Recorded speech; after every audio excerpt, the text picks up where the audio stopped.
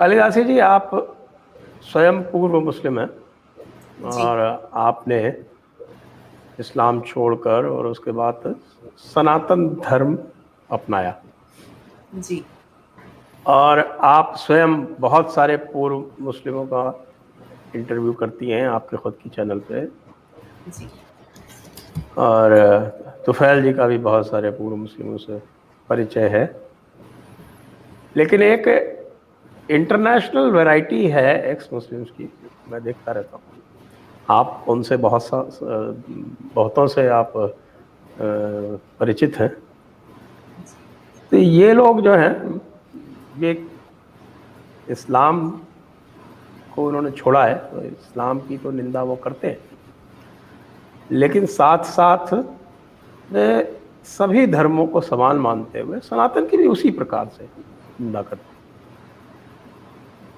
जैसे वे मोहम्मद के बारे में कुछ बोलेंगे और इस्लाम के तौर तरीक़ों के बारे में, कुरान और हदीस के बारे में बोलेंगे, साथ में वो रामायण महाभारत को भी लपेट लेंगे, पुराणों को भी लपेट लेंगे।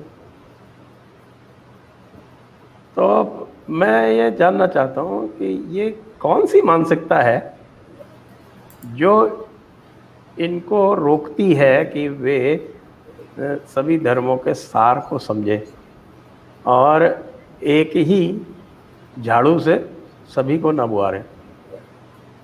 जी। पहले आपका बहुत बहुत धन्यवाद संजय जी कि आपने मुझे अपने इस मंच पे इनवाइट किया और आप दो महान लोगों के साथ मैं रूबरू बैठी हूँ। बहुत बहुत धन्यवाद फिर से आप दोनों का।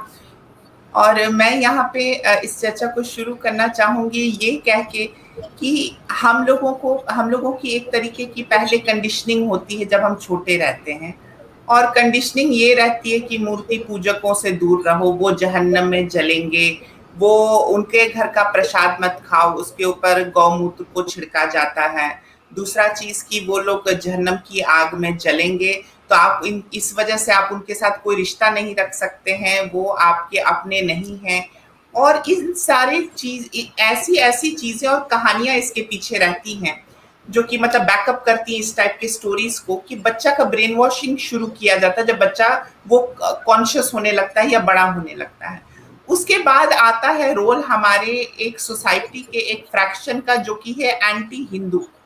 वो लोगों का भी ऐसी चीजें देखें, पहले इस टॉपिक पे जाने से पहले मैं ये कहूंगी कि हमारी सनातन सोसाइटी या जितने भी हिंदू भाई बहन हैं, ये लोग हम लोगों की एक बहुत ही खूबसूरत चीज है हिंदुओं की कि ये तुरंत कोई भी अगर सामाजिक कुरीति होती है तो तुरंत ये उसका बहिष्कार करते, तुरंत उसको डिस्कार्ड करते हैं, रिप्लेस करते हैं और उस चीज को फिर से रिस्टोर करते हैं ऑर्डर में। तो द थिंग इज दैट कि इन सारी चीजों का फायदा अक्सर उठाते हैं वो एंटी हिंदू फ्रैगमेंट जो कि एक तरीके के फ्रिंज एलिमेंट जिसको आप कह दें। तो वो लोग भी इधर से उधर से बातों को उठा लेते हैं, जैसे कि सती प्रथा हो गया, कास्ट में ये लोग बटे हुए हैं, और फिर गौमूत्र का ये लोग मजाक बनाते हैं, और ये सारी चीजें, गाय को ये लोग पूछते हैं, भाई हम लोग तो खाते हैं, ये लोग पूछते हैं। तो इस तरीके की जो चीजें हैं ये लोग उस चीज को रिप्रेजेंट करते हैं मुस्लिम सोसाइटी के सामने, एंड मुस्लिम उस तरीके से देखता है। तो अब तो मीडिया में बहुत रिफॉर्म आ गया, आप जैसे लोगों के चैनल्स आ गए जो कि मतलब फिर से डी क्लटर कर रहे हैं और डीकोलोनाइज कर रहे हैं बहुत सारे लोगों के दिमाग को, और सही चीज दिखा रहे हैं विदाउट एनी बायसनेस। तो ये सारी चीजें होती आ रही है, तो वो एक माइंडसेट उनके में बन गया कि अच्छा ये लोग मूर्ति पूजक है, ये लोग गंदे हैं, ये लोग नापाक हैं, और प्लस की उसमें घी का काम करने के लिए वो एंटी हिंदू एलिमेंट्स तो हैं ही। तो ये अगर आप सम अप करें तो ये एक रॉन्ग इमेज ही बना दिया गया है, और ये रॉन्ग इमेज के कारण ही मतलब मोस्ट ऑफ द लोग परसीव कर लेते कि हाँ ये गलत है। तो अब यहाँ पे बात आती है कि वो समझने की कोशिश क्यों नहीं करते हैं। तो यहाँ पे मैं एक चीज कहना चाहूंगी कि वो ऑलरेडी इतने डॉगमा से निकलते हैं कि उनके सामने रॉन्ग रिप्रेजेंटेशन है, उनको भी ऐसा लगता है कि हिंदुइज्म इज समवॉट डॉगमेटिक, तो वो उस चीज में चयन नहीं कर पाते, वो खुद एक्सप्लोर करने के रास्ते पे नहीं जाते, बट जो कुरीतियों की ब्रांडिंग की गई है, जो झूठों की ब्रांडिंग की गई, वो उसको सत्य मान लेते हैं और उसको वो प्रिज्यूम करते कि हाँ भाई जो हमने सुना है वो सही है, ये भी डॉगमेटिक है, चलो भाई ये सही नहीं है, हम इसको भी क्रिटिसाइज करेंगे। तो मेरा ये मानना है कि this is again less information. अगर सनातन का कोई मजाक उड़ाता है या उसको नहीं समझ पाता है, तो this is purely less information, less curiosity, wrong representation. तो अब मैंने भी, तो मुझे भी बहुत गलत सारी चीजें बताई जाती थी, बट फिर मैंने क्यों इस चीज को अपनाया, ग्रहण किया, बिकॉज मुझे वो शांति मिली, मुझे वो स्पिरिचुअल इन्वॉल्वमेंट मिला, और मुझे वो अच्छा महसूस हुआ अंदर से, that I am also respected। मतलब यहाँ पे my beyond my body, my soul, my karma is respected, my soul is respected and appreciated, and I am respected। So इस तरीके की चीजें जब अनुभूति करते हैं वो, when they experience, because सनातन में there are scriptures that leads to different kinds of experiences and both go hand in hand। तो ये जो खाली एक रिप्रेजेंटेशन है, ना ही स्क्रिप्चर के बारे में बताया गया, ना ही उसको प्रेजेंट किया गया, ना ही एक्सपीरियंसेस के बारे में प्रेजेंट किया गया, तो it is all based on wrong assumption कि वो लोग उसी तराजू में तौलते हैं। पहली चीज तो कि मतलब मैं ये मानती हूँ कि उनको चीजों को समझना चाहिए तौलने से पहले, before coming to any conclusion चीजों को समझें और उसके बाद ही कंक्लूड करें। हर किसी को एक तराजू में ना तौलें। मैन मेड रिलीजन अलग है और Sanatan Dharma is absolutely since time immemorial it is coming and we humans are a part of it. जी जी तुफैल जी, यही प्रश्न आपसे।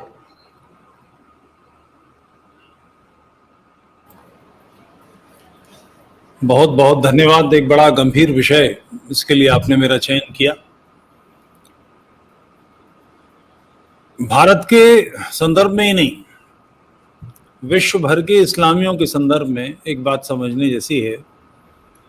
इस्लाम की जो विचारधारा है कि वो अपने अलावा सबको शत्रु मानती है और उनके विभिन्न प्रकार के वर्ग करती है। उसमें काफिरों के साथ उसका ये है कि जजिया दे के, कुछ उनको दबोच के, उनके नियम तय करके, उम्र के वक्त में जो ट्रीटी हुई है वो सारी चीज़ें हैं।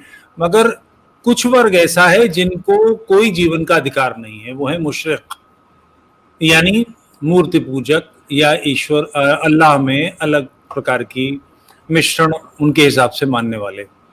हम मुशरिक हैं। संसार भर के मुसलमानों में मुशरिकों के, काफिरों के, सबके प्रति एक गहरी अंतर्धारा है जो विरोध में है। जैसे भारत में भी आप सामान्य हिंदुओं में पाएंगे तो इस्लाम के प्रति एक अप्रियता का भाव निश्चित रूप से, चाहे वो मुलायम सिंह हो या मायावती हो।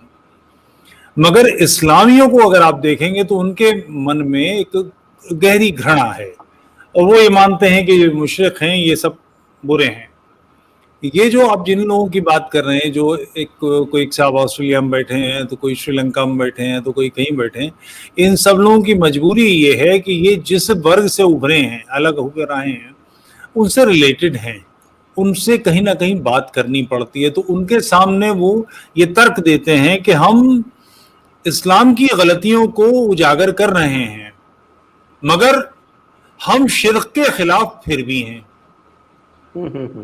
जिस कसौटी पर वो पहले कस रहे थे, उस कसौटी को उन्होंने गलत पाया, फिर भी मुशरिकों के सिलसिले में उसी कसौटी का इस्तेमाल करते हैं।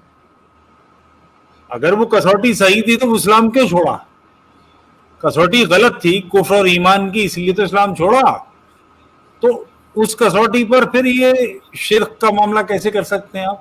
या तो आप जाने, मेडिटेशन करें, योग की प्रक्रिया करें, कुछ और काम करें। और ये इस्लामियों के मन में घृणा इतनी गहरी है, जैसे किसी हिंदू के लिए योग, सामान्य हिंदू के लिए योग एक एक्सरसाइज से ज्यादा नहीं है, मगर इस्लामी समझते हैं क्या है। वो अष्टांग की बात करेंगे कि अरे ये हिंदुओं का ही मामला है, इसलिए सूर्य नमस्कार नहीं होना है, योग नहीं होना है। लोगों ने कहा कि सूर्य नमस्कार में सूर्य का नाम मत लो, ओम सूर्याय नमः, ओम मित्राय नमः, ये मत करो, तुम अल्लाह का नाम लो। बोले नहीं नहीं नहीं नहीं, ये कुफ्र है। उनको मालूम है, आपको पता होगा, उन्हें जरूर पता है। तो ये शिर्क के खिलाफ हैं। अच्छा, दूसरे एक बड़ी समस्या, मैं जिस किताब की एडवोकेटिंग करता हूं, अंडरस्टैंडिंग मोहम्मद की, इसकी जो साइट है faithfreedom.org, मुझे कल किसी ने बताया, मैं नहीं जानता है कितना सही है, कि अली सिन्हा साहब जिन्होंने किताब लिखी है वो पिछले 3 साल से बिल्कुल उपलब्ध नहीं है। और ये पक्की जानकारी है कि पूरी तरह से वो क्रिश्चियन मिशन के हाथ में आ चुके हैं। तो विदेशों में जो लोग हैं उनकी ये मजबूरी है कि ऑस्ट्रेलिया में कोई आदमी निकल गया, कनाडा में निकल गया, अमेरिका में निकल गया, तो शाम बिताने के लिए घर तो चाहिए, कोई दोस्त तो चाहिए, मिलना तो है किसी से। सनातनी इसकी चिंता नहीं करते, अब करने लगे हैं मगर कम करते हैं। ईसाई मिशनरी उन्हें पकड़ लेते हैं, तो उनके पास एक आधार बन जाता है। और ईसाइयत भी पैगन्स की, जिसे वो ये मुशरिक कहते हैं तो वो पैगन बोलते हैं, उनके उतने ही विरोधी हैं जितना इस्लाम है।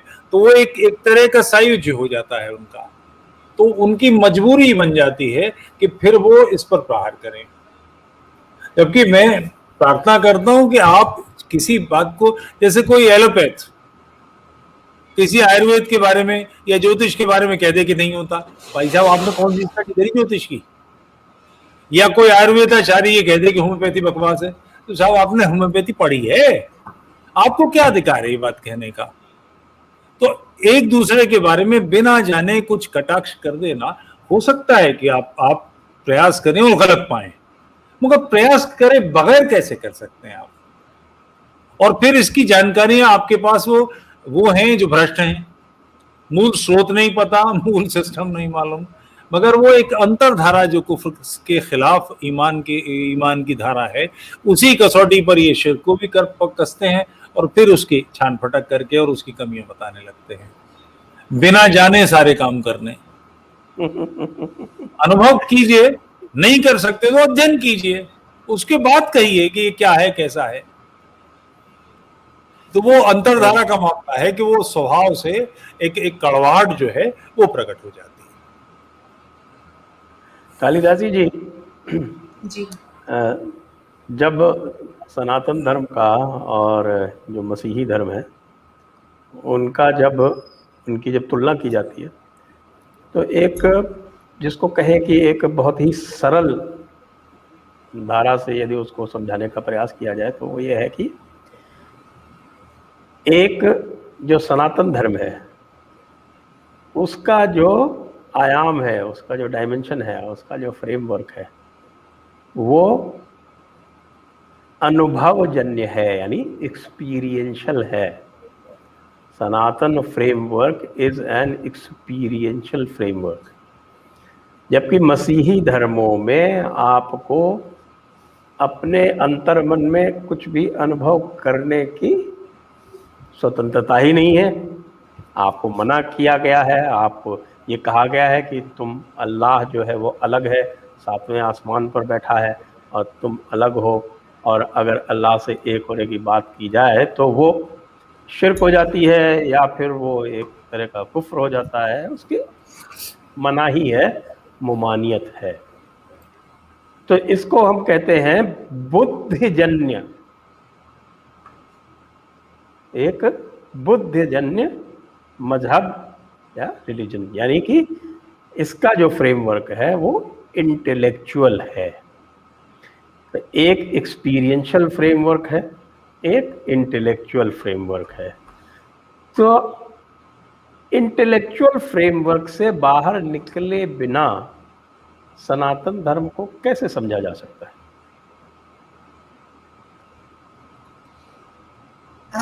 देखिए, यहाँ पे आपने जो सवाल पूछा है, I will try my level best to answer this. So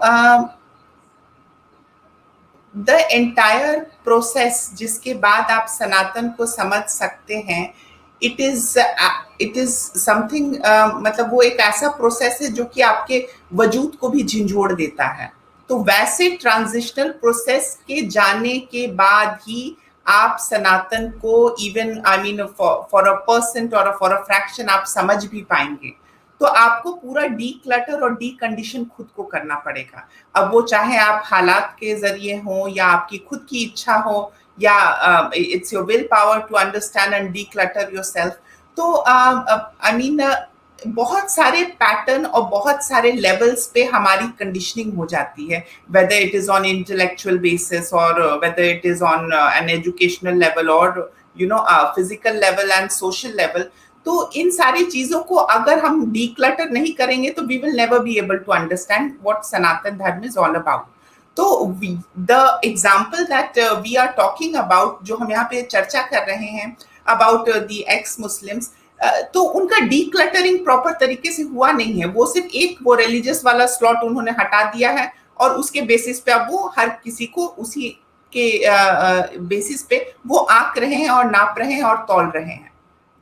so I think conditioning हटती बहुत टाइम पे है when it comes to the Islamic doctrine and conditioning, and हर किसी का अपना जर्नी है। हम किसी को मतलब कोई मशीन में डाल के हम उसको नहीं समझा सकते हैं, या जो कहा जाए कि purification of mind and intelligence, वो एक दिन में नहीं होता, इट्स अ प्रोसेस। एंड इस प्रोसेस को समझने के लिए भी आपको खुद से विलिंग होना होता है, आपको खुद से रेडी होना होता है। तो यस, ये कुछ ऐसा नहीं है कि हमने कटोरे में घोल के चम्मच से पिला दिया और वो इंसान समझ गया और वो प्रीवियस कंडीशनिंग डीक्लटर हो गई। सो प्रीवियस कंडीशनिंग बिल्कुल एक तरीके से अगर मैं कहूँ तो वो आपका ही एक क्लोन बन जाता है, मतलब आपके दिमाग में आपका ही एक वो क्लोन रहता है जो कि हर टाइम आपको वो बताता रहता है और याद दिलाता रहता है सबकॉन्शियसली, बिकॉज वो हमें फीड किया जाता है। तो decluttering takes time, deconditioning takes time, and Sanatan को समझना, जैसे कि आपने बहुत ही अच्छे से खूबसूरती से समझाया कि it is experiential. And yes, आप जब तक एक्सपीरियंस नहीं करेंगे, till when you don't come to that point of experience, आप नहीं समझ पाएंगे। You will still be a seeker, I would say. I mean, I am still a seeker, you all are still a seeker, we all are seeking, but yes, conditioning strip off करने में बहुत time लगता है। It's quite challenging. जी जी, तुफैल जी, बात करते हैं शिर्क की। अब शिर्क के सिद्धांतों पर बात करें थोड़ी सी, तो ये बड़ा रुचिकर है। इसमें ये कहते हैं कि साहब की जो है वो अल्लाह के साथ किसी को शरीक नहीं किया जा सकता।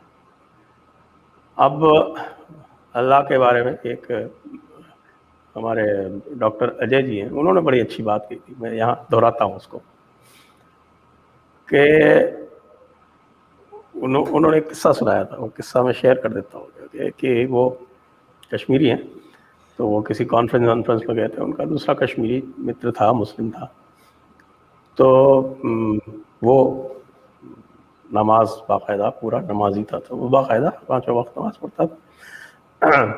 और हमारे जो डॉक्टर साहब थे वो अपनी इच्छा के अनुसार कभी कभी ठाकुर जी को लेके और उनकी जो भी श्रृंगार अंगार भोग वो करके और उनका वो कर लिया करते थे, पूजा अपनी कर लिया करते थे, लेकिन वो जब उनका मन होता था तब कर लेते थे। तो उनके मित्र ने उनसे पूछा कि भाई आप ये बताइए कि आप ये मूर्ति पूजा क्यों करते हैं, ये तो गुनाह है।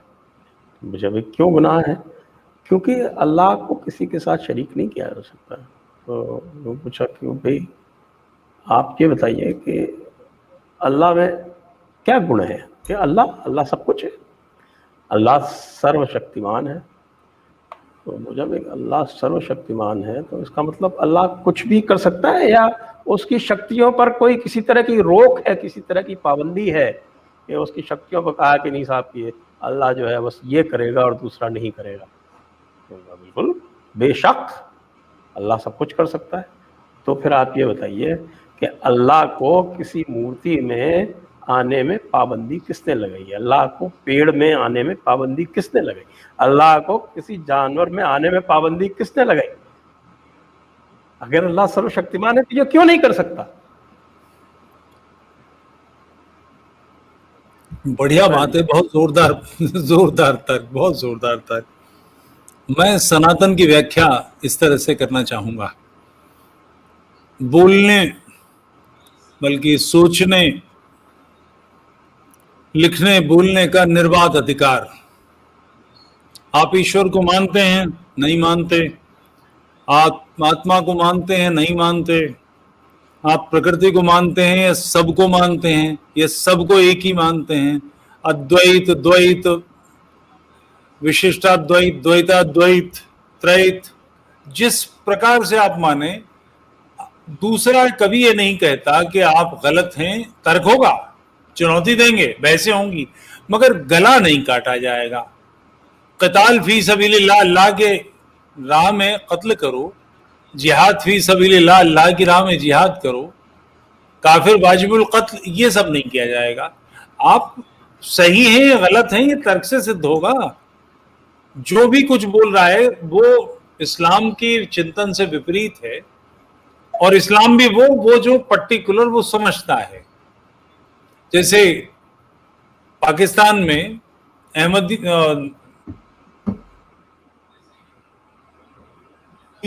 सबको खबीस मलून वगैरह वगैरह कहा, अहमदियों को बिहारी कर दिया, उनसे कहा कि तुम मुसलमान नहीं हो। शियों को बिहारी कर दिया, शिया कहते हैं तुम मुसलमान नहीं हो। बरेलवी देवबंदियों को कोसते हैं अपने हिसाब से। आवाज कट गई आपकी।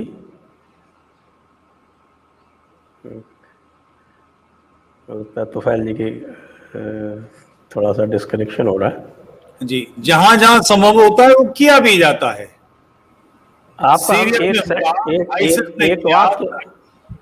एक वाक्य हम आपका मिस कर गए बीच में, आप जरा थोड़ा सा दोहराइए जी। मैं कह रहा था कि और जहां जहां संभव है गले काटना, वो काटते भी हैं। अफगानिस्तान में हुआ, पाकिस्तान में तो मौलाना मौदूदी ने फतवा दिया, उसके बाद 57-56 लोग मर गए और उनको मौत की सजा हुई। वो तो ये क्या नाम है इसका, जियाउल हक ने मौकूफ की, वरना इनको फांसी हो गई होती कि उन्होंने अहमदियों को अहमदी वाजिबुल कत्ल बता दिया, लोगों ने कत्ल शुरू कर दिए। ईसाइयों के साथ ये होता है, मुशरिकों के, हिंदुओं के साथ ये सब होता है। सीरिया में हुआ, और एक जगह नहीं है। आतंकवाद बेसिकली इसी के खिलाफ सारा तो काम है कि जो इस्लाम को नहीं मानते उनके गले काट दो। तो सनातन, आप कुछ भी कहें, आप आत्मा को माने ना माने, कोई गला नहीं काटता। ये कह गए कि आप आत्मा को नहीं मानते तो गला काटने से क्या हो जाएगा, ऐसा कोई नहीं करता। ये सोचते भी नहीं है, ये चिंतन ही नहीं है। तो ये जो एक आप अभी थोड़ी देर पहले कह रहे थे कि इंटेलेक्चुअल, ये इंटेलेक्चुअल नहीं, इंटेल कचूल है ये किसी के बारे में, क्योंकि वो जो तर्क है वो भी उनका अपना, चित मैं जीता पट तुम्हारे अंटा मेरे बाप का। ये क्या तरीका है? जो हम कह रहे हैं वही सत्य है और उसकी कसौटी पर हम सबको कसेंगे। पहले आपकी कसौटी तो सही हो। जैसे अल्लाह मियाँ के बारे में हदीसों में है कि वो 7वें आसमान पे बैठा है एक तख्त पे। कालिदासी जी, मुझे थोड़ा सा विनम्र भाव से इसके लिए क्षमा चाहूंगा, मगर ये उदाहरण बड़ा समीचीन है। थोड़ी सी हल्की सी एक अभद्रता की भाषा का प्रयोग करना पड़ेगा। ये पंडित रामचंद्र देहलवी ने तर्क मौलाना से पूछा कि ये 7वें आसमान पे अल्लाह तख्त पे बैठा है, जिसे 4 फरिश्ते उठाए 1,000 मील के। ये तख्त अल्लाह से बड़ा है, अल्लाह के बराबर है, अल्लाह से छोटा है। अगर ये तख्त अल्लाह से बड़ा है तो तख्त बड़ा हो जाएगा, अल्लाह छोटा हो जाएगा।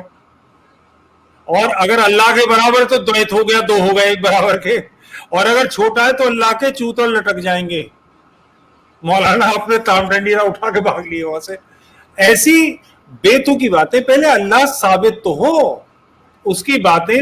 अगर सिर्फ कुरान और हदीस को पढ़ें तो अल्लाह एक कोई जहन्नम का दरोगा जैसा लगता है, जो इतना शॉर्ट टेम्पर्ड है कि जो आदमी उसके हिसाब से नमाज नहीं पढ़ेगा, उसकी उपासना नहीं करेगा, उसको अनंत काल तक, कयामत तक वो जहन्नम डाल देगा। क्यों डाल देगा? कयामत तक नहीं, कयामत के बाद जी, मतलब कयामत आएगी और उसके बाद हमेशा के लिए जहन्नम में डाल देगा। हमेशा के लिए। आप कल्पना करें, जिस माँ के प्यार के लिए मोहम्मद बेचैन रहे, उसके लिए दुआ करने से इनकार कर दिया कि वो काफिर थी। ये जो कड़वाहटें हैं कि जो हमसे सहमत नहीं है, या हमारे चिंतन का नहीं है, या हमारे चिंतन से पहले हो गया, वो सारे जहन्नमी हो गए, ये कौन सी बात है? ये तो एक मतलब एक जैसे कोई जेलर हो बड़ा जालिम किस्म का, वो शोले पिक्चर का जेलर टाइप का कोई। अल्लाह तो ऐसी चीज है, समझ में ही नहीं आता।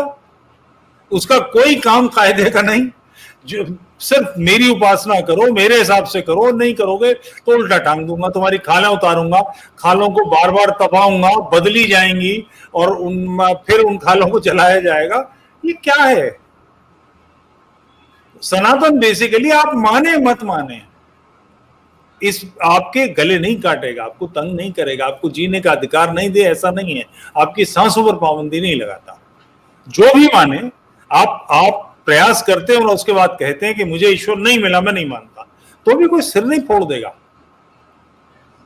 ये जो एक लेखक हैं सादत हसन मंटो की एक कहानी है कि वो मूर्ति की बुढ़िया लेकर जा रही है तो उसको चाकू मार दिया, तो बुढ़ा उससे पूछता अपने बेटे से कि तेरे अल्लाह का सिर फोड़ देती है इससे, इसको क्यों मारा? ये कौन सी सोच है, मगर इतने गहरे पहुंची हुई है कि अपने से इतर हर शख्स को मार देने के अलावा, उनको जादूगर, उनको बुरा भला ये सोचने के अलावा कुछ नहीं है।